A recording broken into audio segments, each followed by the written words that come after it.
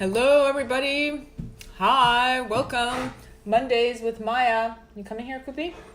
Today is number 14. Cooper is joining us for this one. Cooper actually just woke up from his nap. Is that Anna? Hi, Anna. And so he's joining us for a little bit. This is my Great Dane, Cooper. I've had Danes for 14 years. And Cooper is our third Dane. And he is 5.5 going on. Oh, he just burped. He's 5.5. Hey, Beth. Cooper is 5.5, but he's going on 70. He is a grouchy old man, basically. Danes have they're puppies and then it goes geriatrics. There's no teenage year. So he's just grumpy. He may give you a kiss, but he'll also growl at you. He's kind of like that old guy that's always complaining on his front porch about all the teenagers with their loud music. That is Cooper's personality. Hi, Jennifer. Hi, everyone. Okay, so he blends into the furniture. You like how I color coordinated my dog? Where are you going? So I went to a self-compassion full day training. When did I do that? I did that on Friday. And so I went to be trained by Dr Kristin Neff. She is the leading researcher on self-compassion, and she doesn't do a lot of Canadian trainings.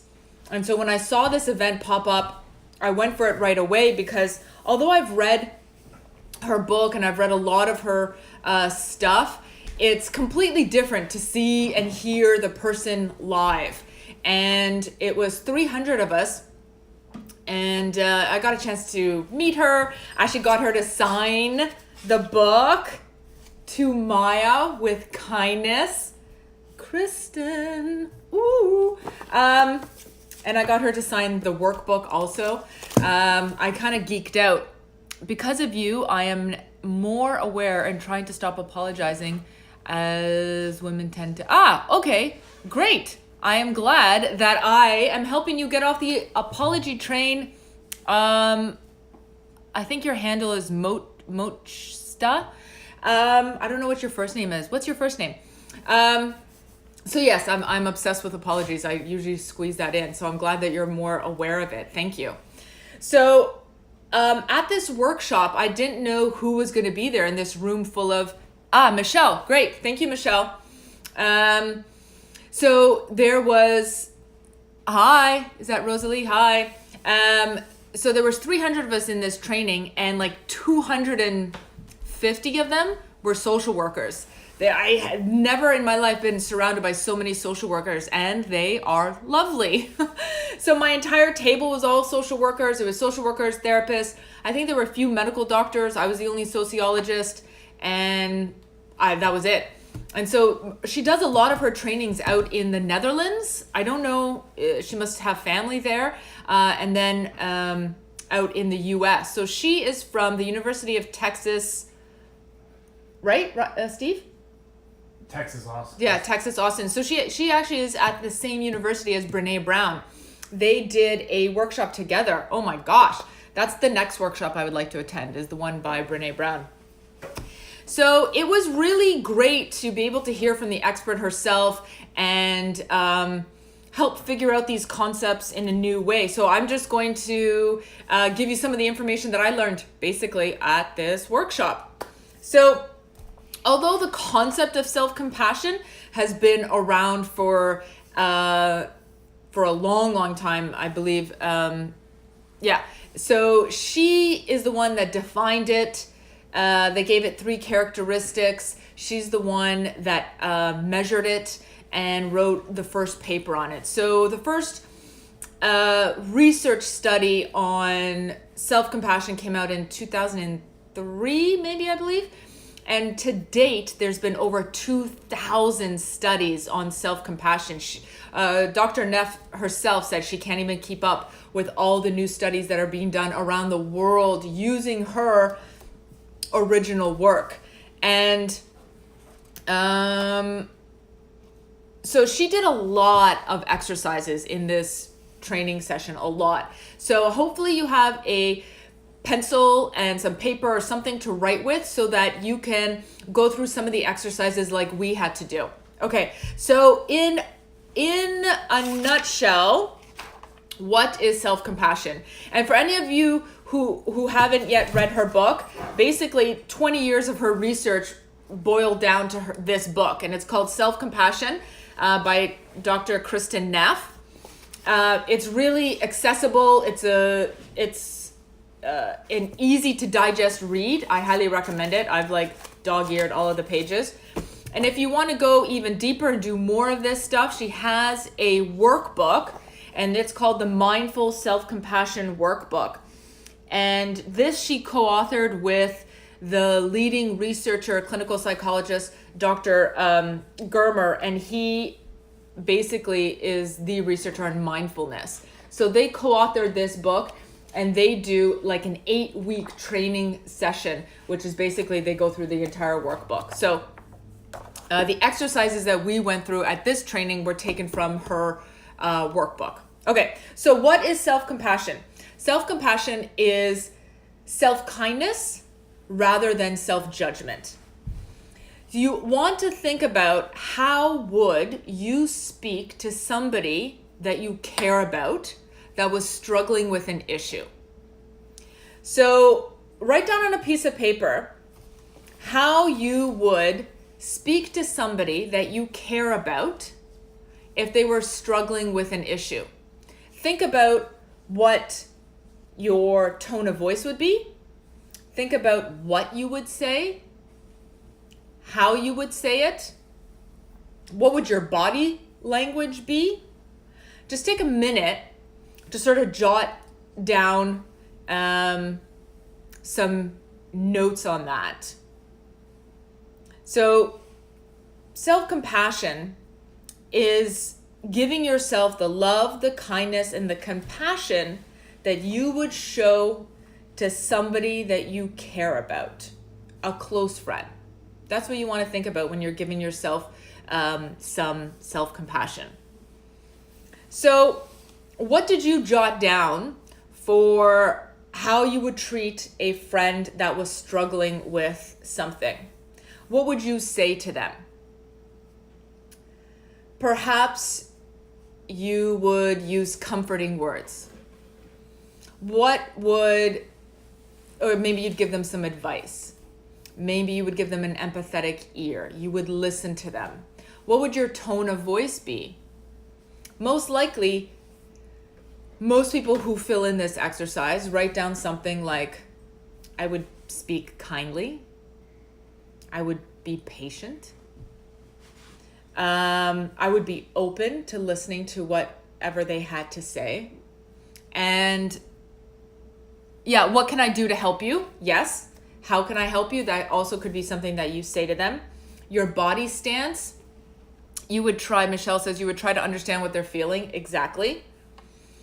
Your body stance might be to give them a hug, to rub their back, to hold their hand, maybe just to touch their arm in some way, or if you're sitting side by side, you touch their knee, like that friendly touch. And the words, the phrases, the lingo that you would use to them would most likely be encouraging, motivating, optimistic. You would encourage them to keep going, right? You would let them know that they were cared for, loved for, right? How can I support you with this? Absolutely. That's another good one, Jennifer. Now, take a minute, now that you've written that down, maybe on the left-hand side of your page, on the right-hand side of your page, write down the exact same thing, but how you treat yourself when you're going through something difficult. So write down the immediate words, the lingo, the phrases that you say to yourself when you're struggling with something.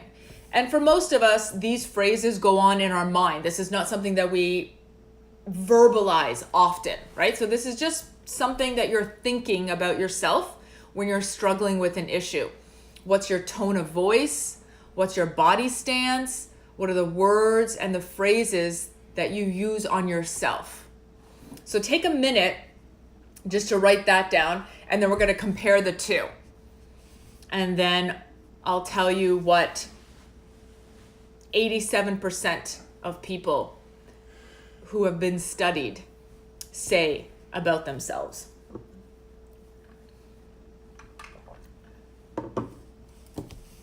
Okay.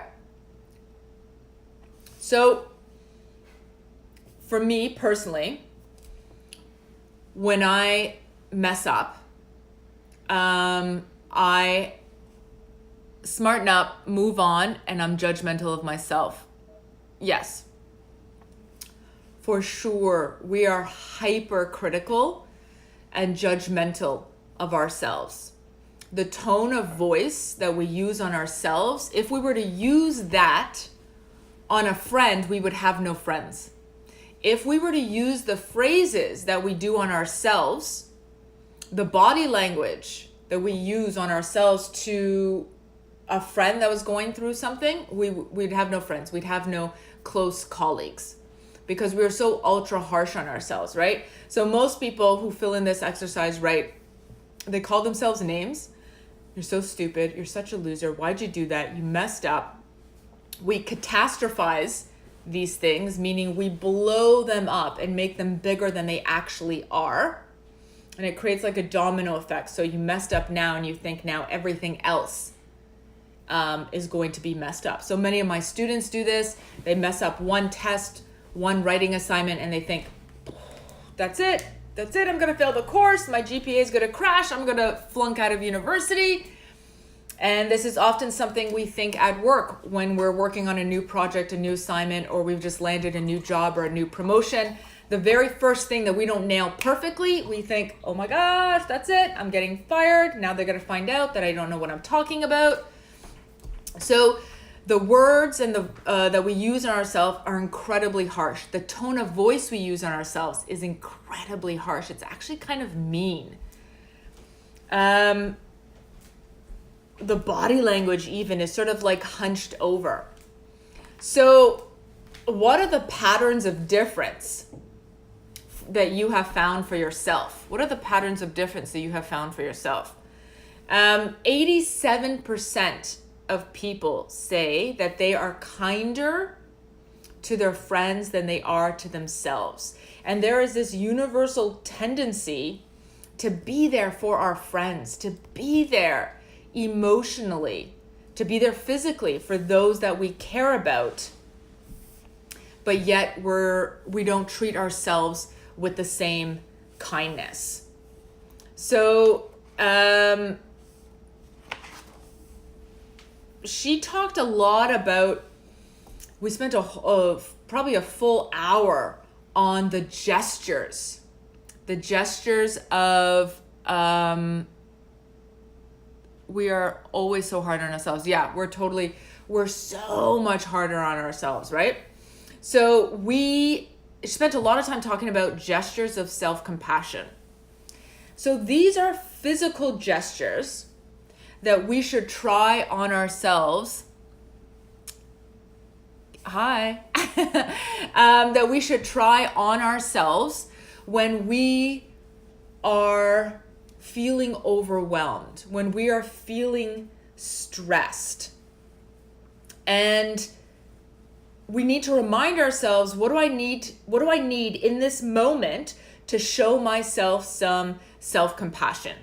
So she went through all the research on how self-compassion is linked to reductions in depression, reductions in stress, in perfectionism, and increases in self-confidence, life satisfaction. The more self-compassion you have for yourself, right? The more self-compassion you have, the greater your rates of happiness are, life satisfaction, body appreciation, and immune function.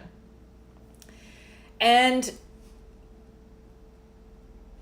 there's a lot of reasons why some people seem to have less self-compassion than others. And it comes from your early childhood socialization, that early family environment, attachment and security issues. Hi, Mimi. Parental criticism, growing up with hypercritical parents, or a history of abuse. So those are all early influences on your base level of self-compassion. But self-compassion can absolutely be taught. In fact, she was talking about a study that looked at army vets returning back from war, whether they had been in Afghanistan or overseas somewhere, and those that had more self-compassion showed lower rates of post-traumatic stress disorder. It's a pretty phenomenal technique that is being taught to military vets, basically everybody. I mean, this stuff should really be taught in elementary school, high school for sure. I'm starting to teach my daughter Ryle this stuff now. And Dr. Neff had this really great line when she was talking about thinking about that inner critic, right? That's always so harsh on ourselves. And she said, what do you want in your head? Do you want an ally or do you want an enemy?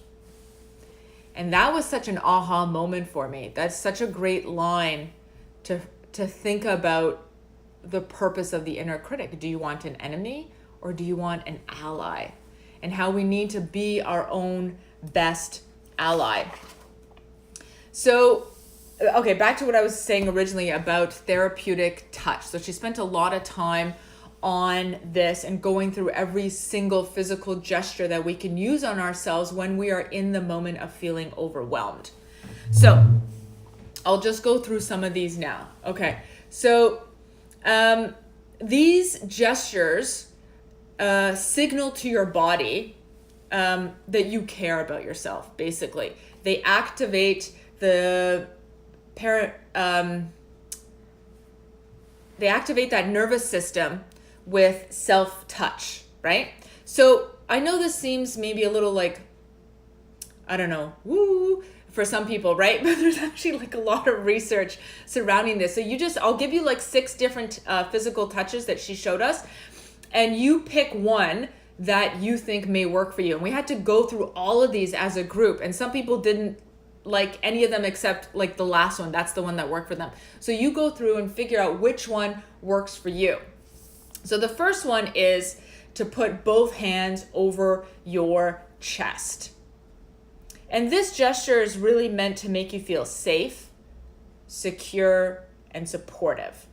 So you could be in a grocery store and your toddler is having a meltdown, and just taking 10, maybe 20 seconds just to do this, and then repeat some self-compassion phrases that I'm going to tell you next, can flood your body with self-compassion, right? And give you the resilience to get through that stressful moment.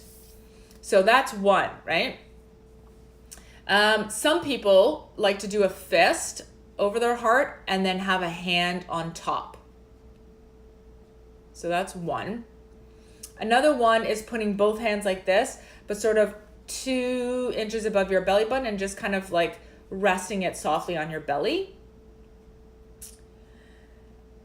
A fourth one is cradling your head in your arms, cradling your face. I've actually done this when I've been stressed, and not so much like cradling, but I've actually kind of like just pressed my hands on my face. And then the other one is to hold your hand.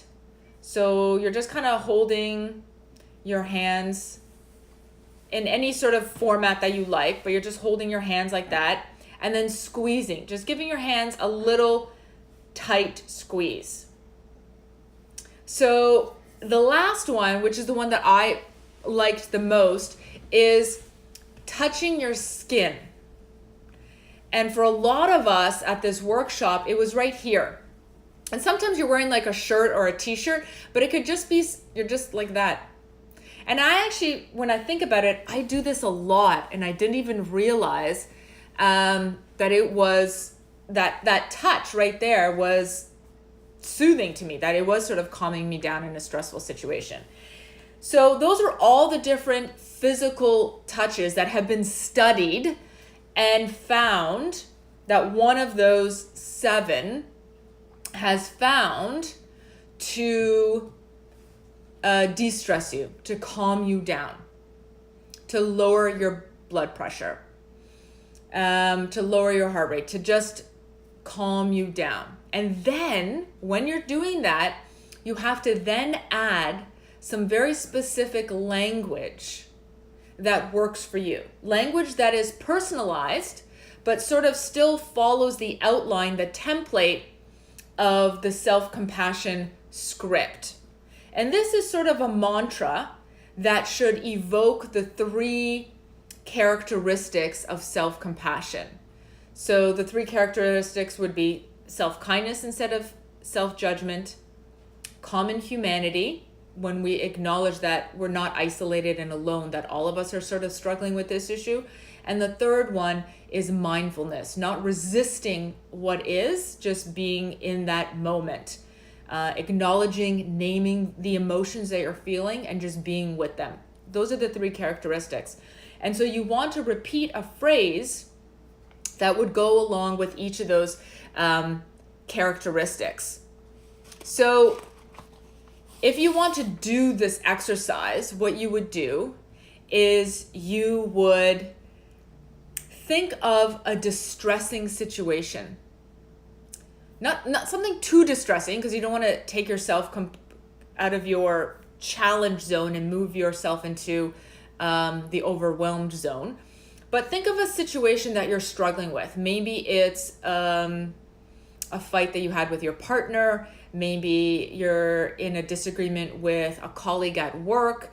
Maybe you're overwhelmed with a project at school, a parenting issue, something, right? So you want to find something, think about that issue, right? And think about which one of these things, right? Or this, do you want to think about that issue while you go through those physical touches?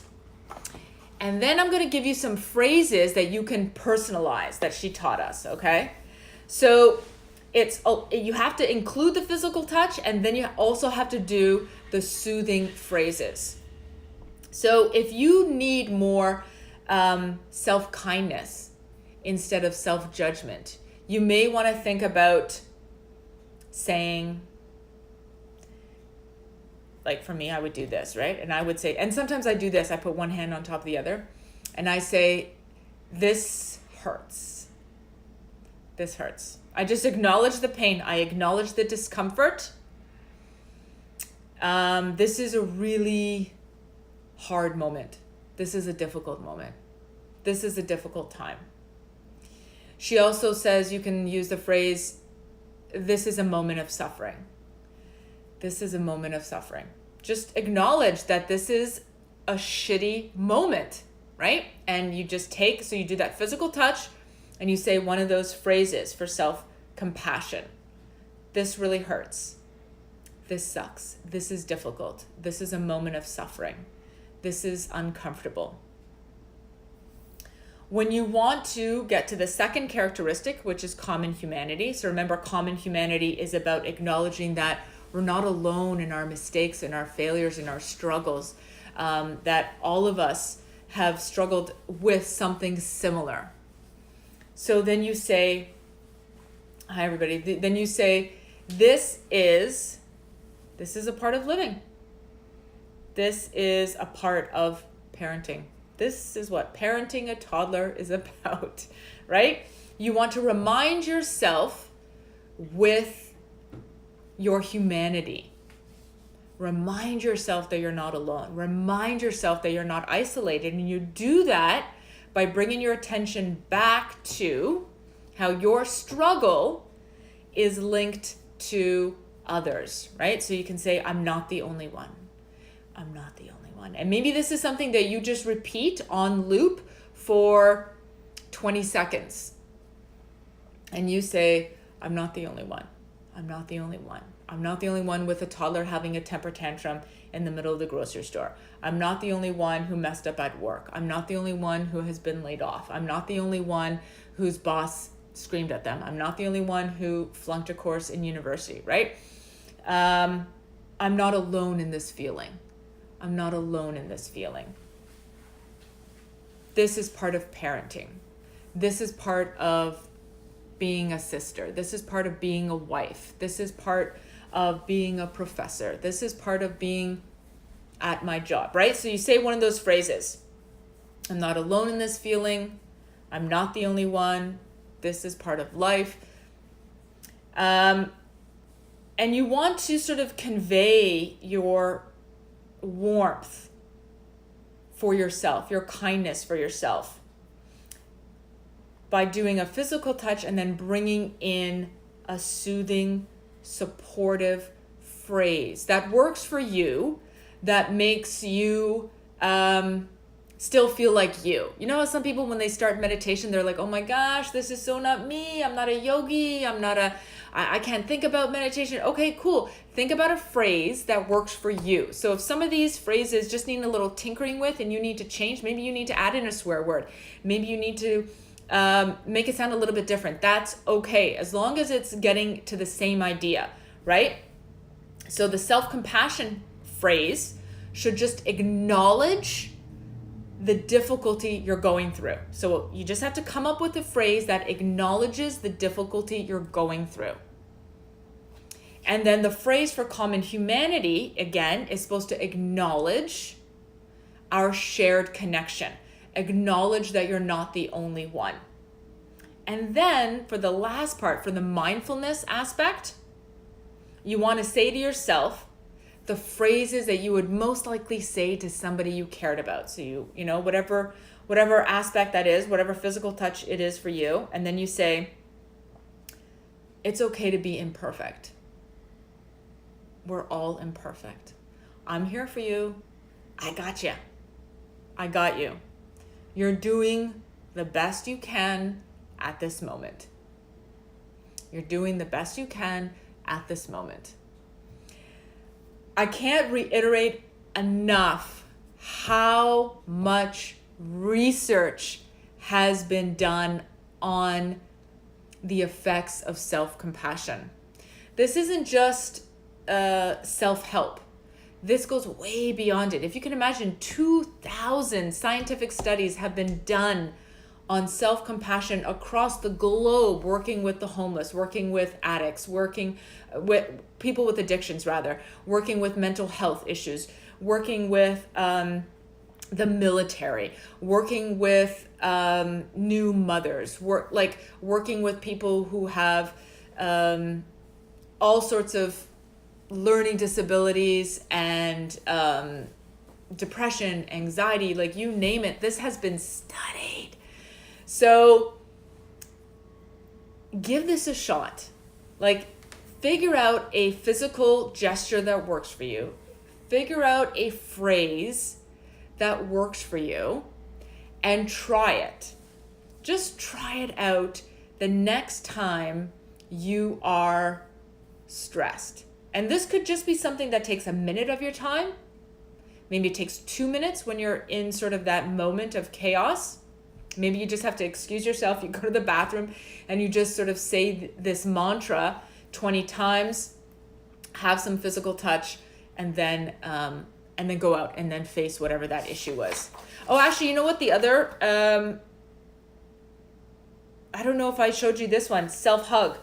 That was another one. Yeah, so self-hug with a squeeze. So I'll just go over that again. So both hands over the heart. Second one was a fist with a hand over the heart.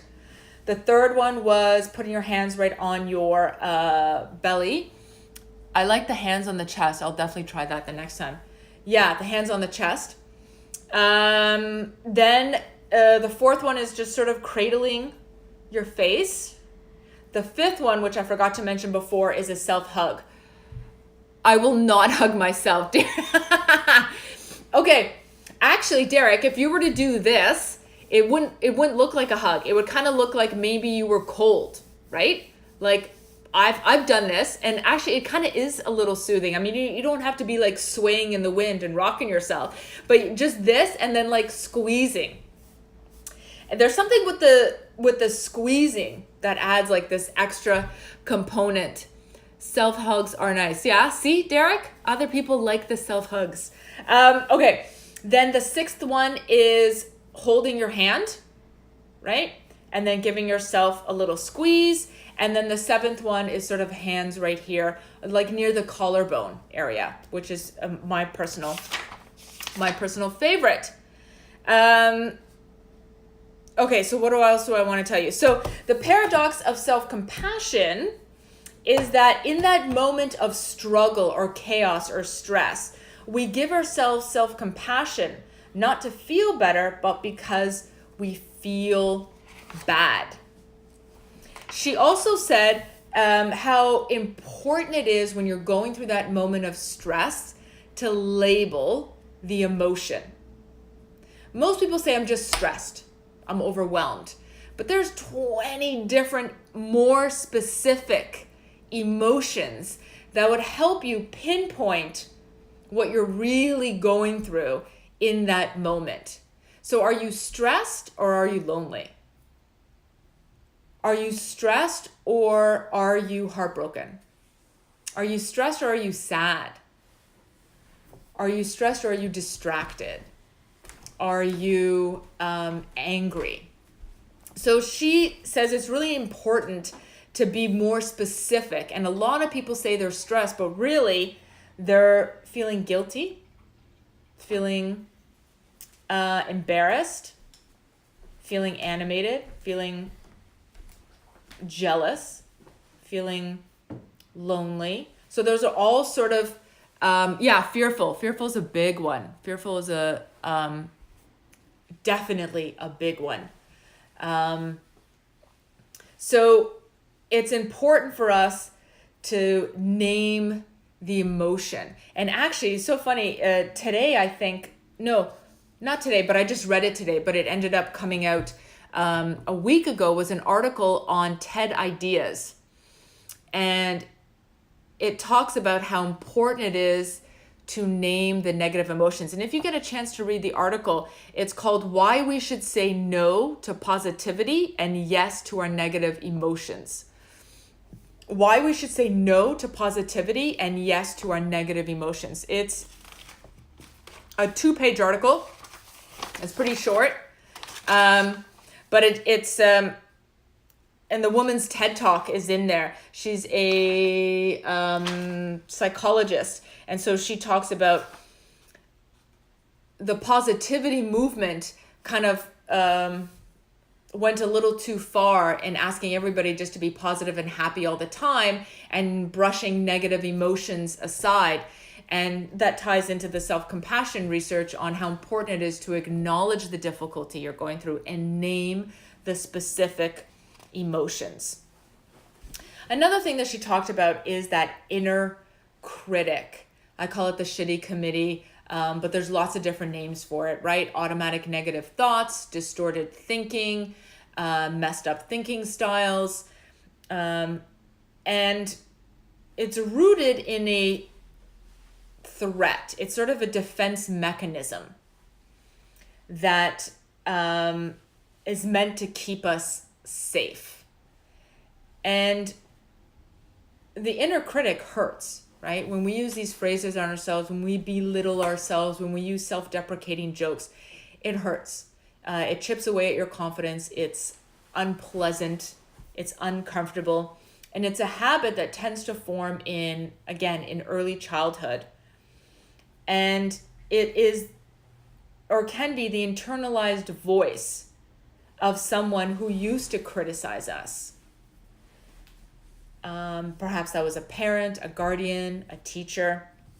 The number one reason people critique themselves and we have that inner critic that's on constant replay in our mind. But the number one reason people do that is to motivate themselves. They think the harsher they are to themselves, the more they scream at themselves internally and use awful language at themselves, that it's going to inspire change. And they're worried that self-compassion will be viewed as weakness, as vulnerable, that if they're not harsh on themselves, they'll never get out of their comfort zones and make that change, or they'll never break that habit, or they'll never get to the next step in their life. So that's the number one reason people bash themselves, really.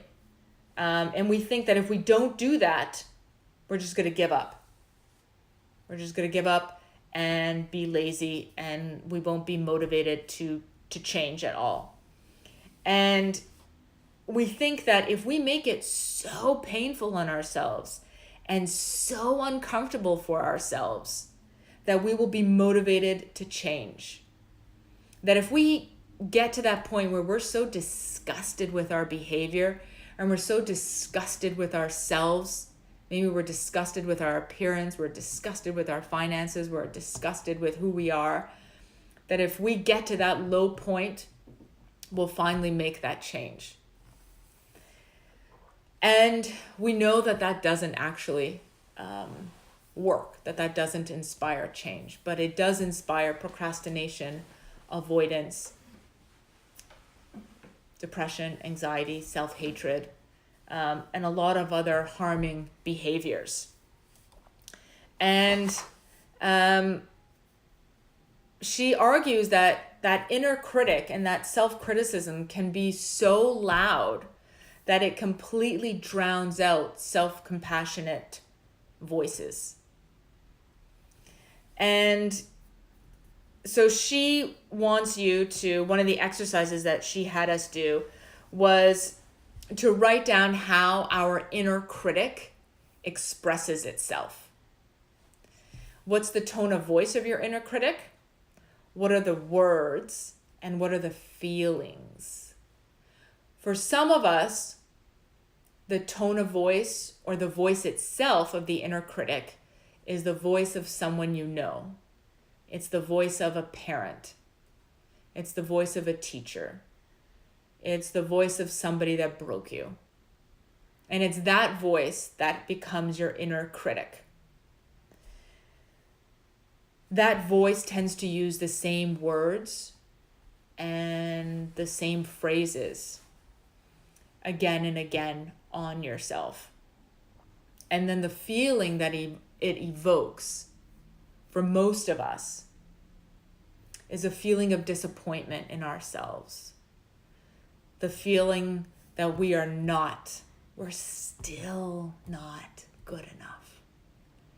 We're still a nobody. We're still not living the life we're supposed to be living, doing what we're supposed to be doing, achieving what we're supposed to be achieving. And one of the questions that she asked us is your inner critic trying to help you? What is the purpose of your inner critic? And so what we sort of figured out through these exercises was that the purpose of the inner critic and the purpose of the self-compassionate voice were the same, but their phrases were different. And she asked us, and I'd never been asked to do this exercise before until this training, was to thank your inner critic. To thank your inner critic for bringing attention to this problem, for bringing attention to, yeah, I know. I know, Derek, mind blown. That was all of us sitting around, like all the social workers were like, wow. Like there was a collective gasp when she said it. And she had us fill, it was like a 10-minute exercise that we had to fill in everything that we thought the inner critic was trying to get us to do.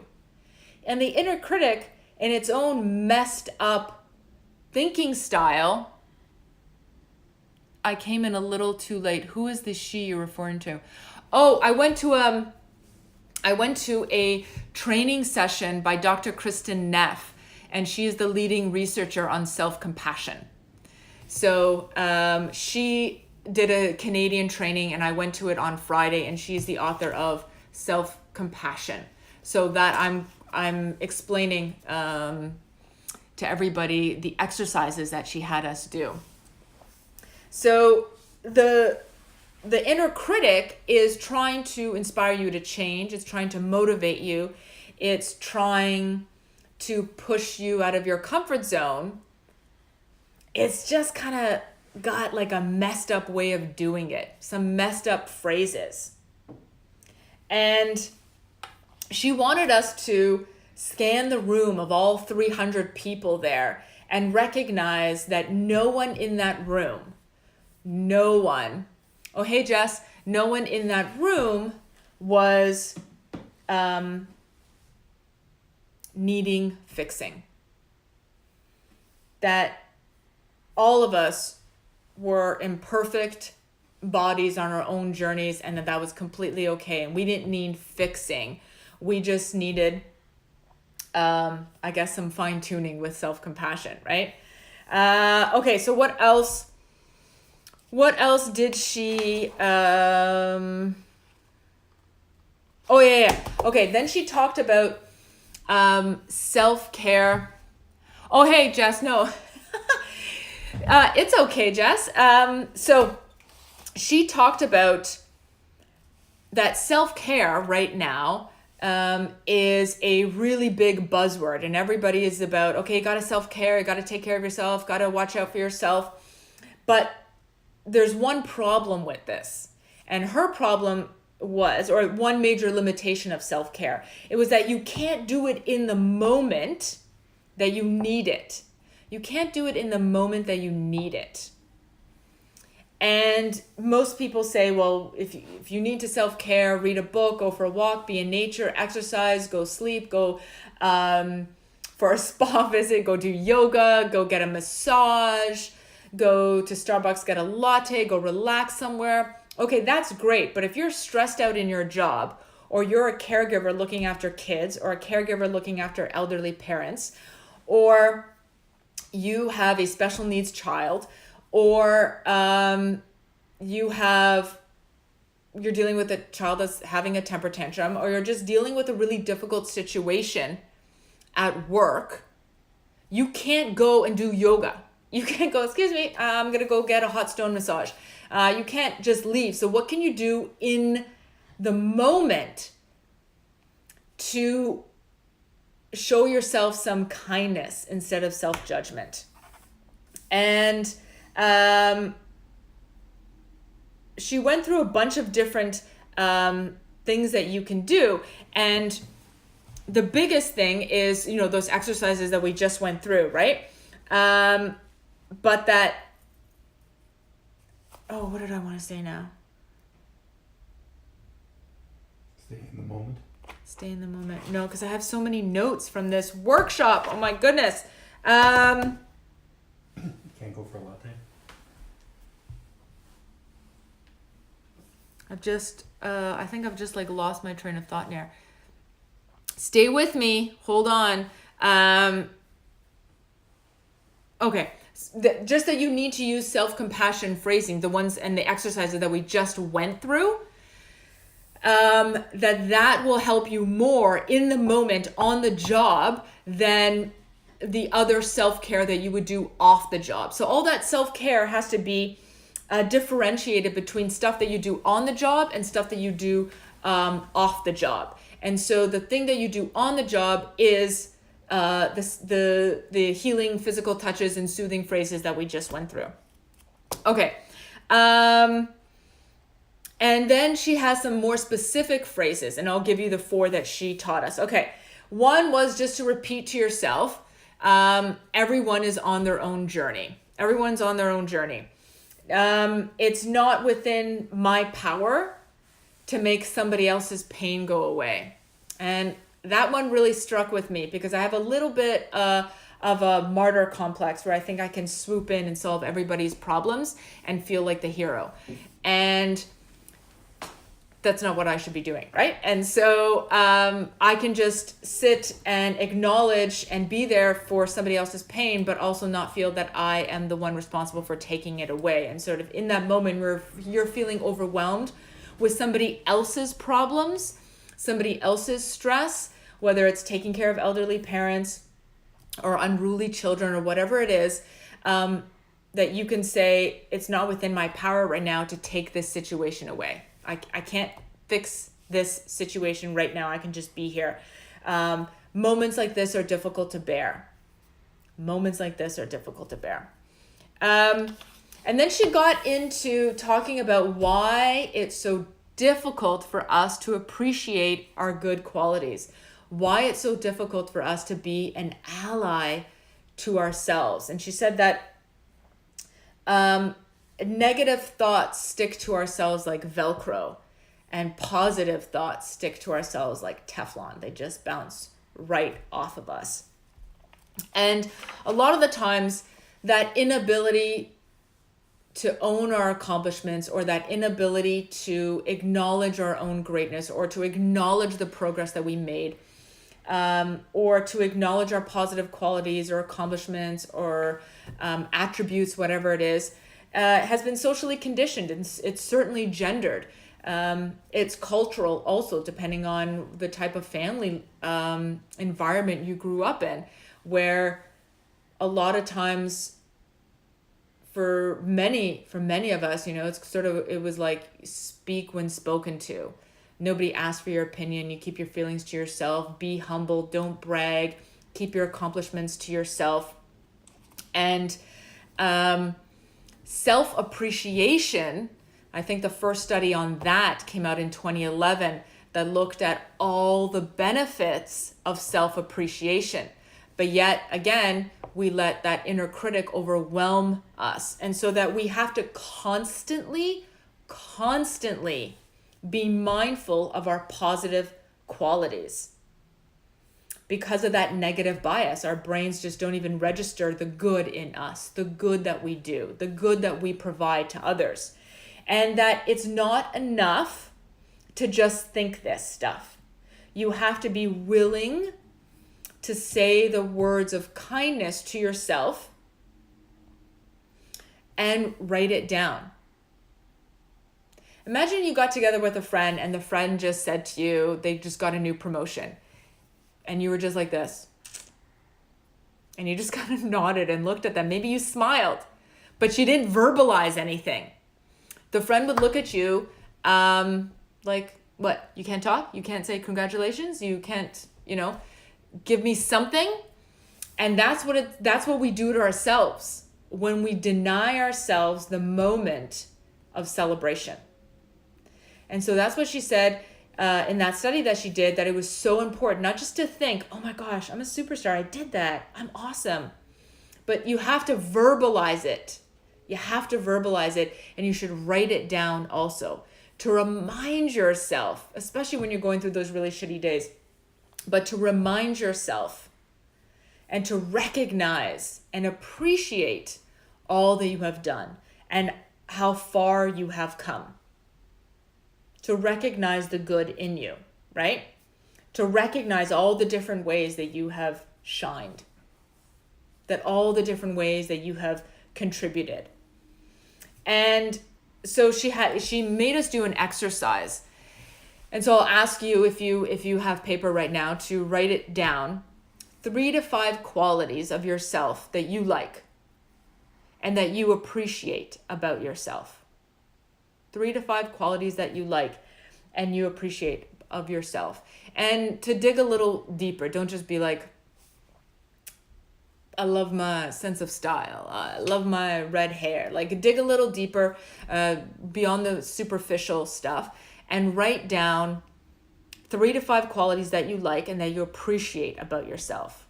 I do this exercise in my own workshops, and it is the exercise that stumps everybody.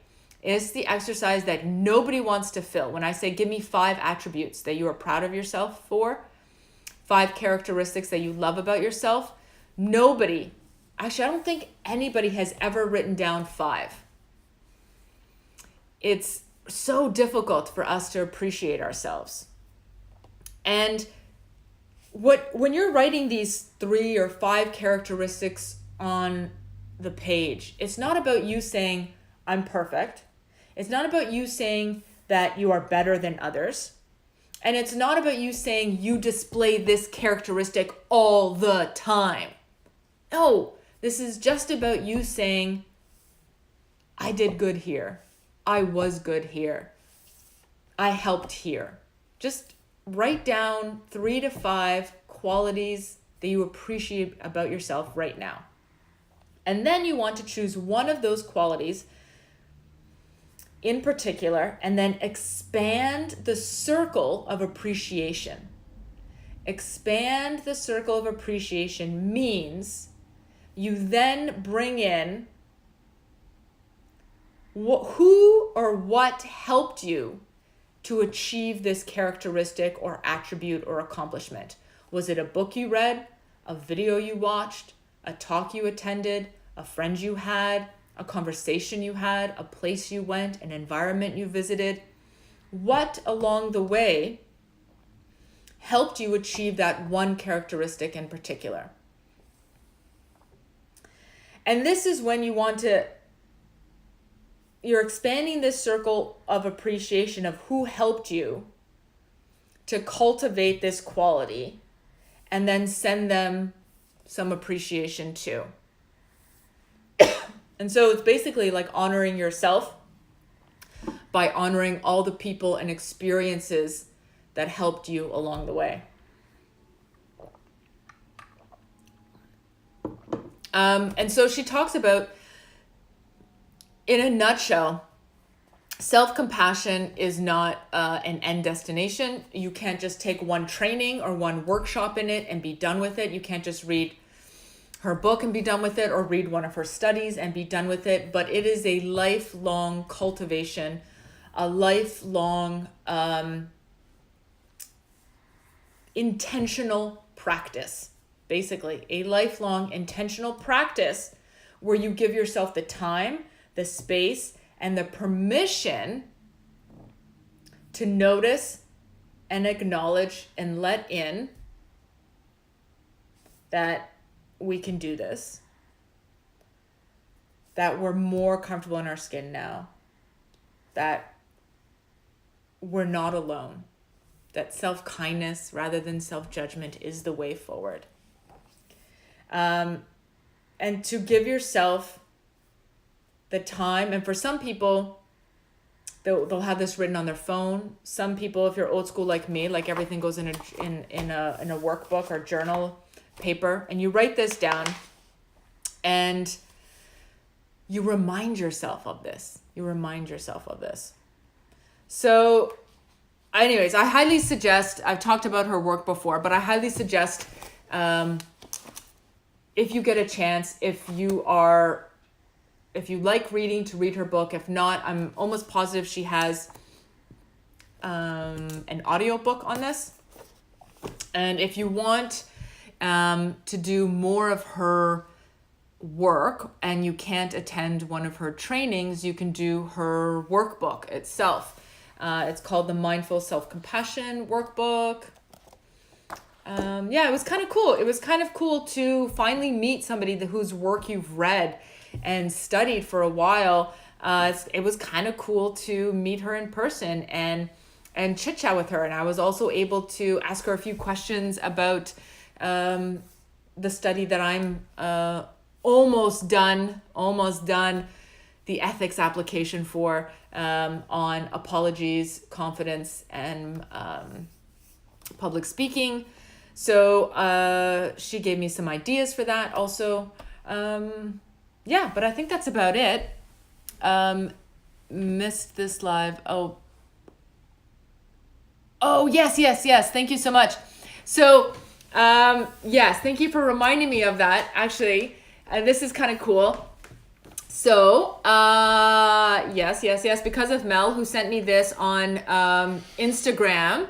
This is the latest issue of Elle Canada, June. And if you scroll through to page 56, there is a 2-page story on apologies. And so they interviewed me for this 2 months ago, and it just came out. And yes, I have a little paragraph here. Ooh, kind of cool. So yes, I actually got the magazine. Thank you for sending it my way.